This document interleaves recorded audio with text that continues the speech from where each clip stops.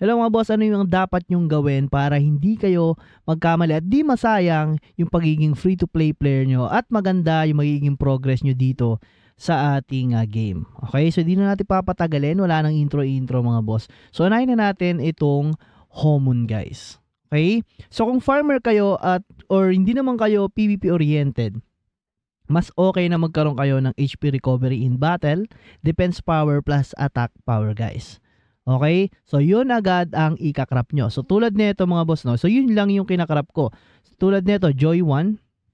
So, kailangan ko pang makapag-crop ng isa pang ganito para may salib ko dito or may combine ko sa kanya sa passion to natin mga boss at magiging grade 3 na siya or magkakaroon na ng paa, no? So, HP recovery rin yan, defense and attack power. Okay? So, dito rin naman guys, attack power, defense power, and HP recovery. So, para pag nag-combine kayo is hindi mawawala yung gusto nyong stats. So, marami namang pagpipilian kapag nag-incubate ka. Pero ngayon, dahil nga free-to-play player pa at maaga pa naman itong game, sa Genealogy, meron dyan yung pinakamalakas pero napakalayo pa niyan mga boss. No? So, baka hindi nyo rin talaga makuha yan. May HP recovery naman dito, potion recovery rate, ayan. So, yung mga grade 11 natin guys, no? Meron pa nga dito na ayan, max HP plus 900, no? So, mga lalaki talaga, endurance, accuracy, critical hit. Pero, mga grade 7 na yan, mga boss. Okay?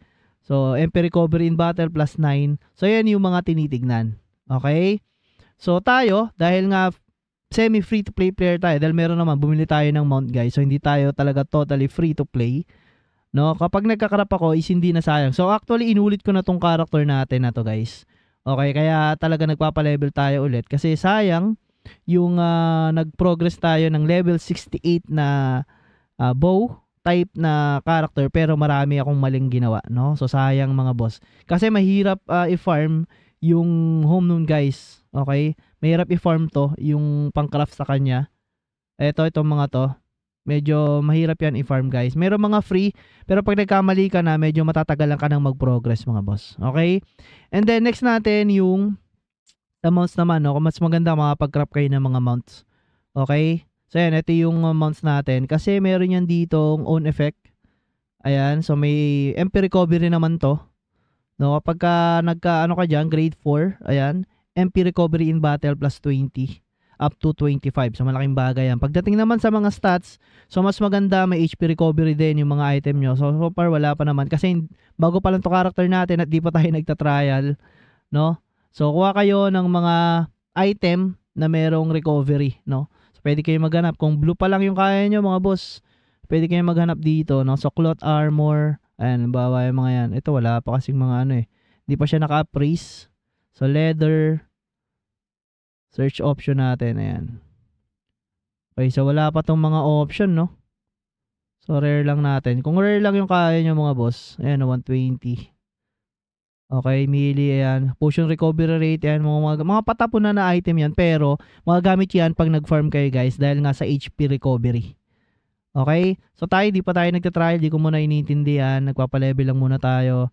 Nagka-questing tayo, and then tumatambay tayo doon sa kung saan tayo pwedeng tumambay na makapagpa-level tayo ng mabilis mga boss. So, hindi na rin ako masyado nag-world boss dahil bukod sa minsan is nauuli ko sa oras, mabilis mamatay.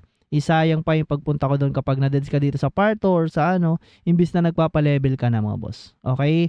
So, unahin mo muna magpalakas ng mga items mo. No? And then, mahalaga yung HP recovery and MP recovery sa mga free-to-play player natin. Lalo na kung tatambay kayo guys dahil yung pots is hindi yan automatic na bibili. So pag naubos yan, siguradong deads ka dyan. Pero kung kaya mo yung tinatayuan mo ng mobs, nare-recover mo yung MP mo, HP mo, kahit na wala kang pots mga boss.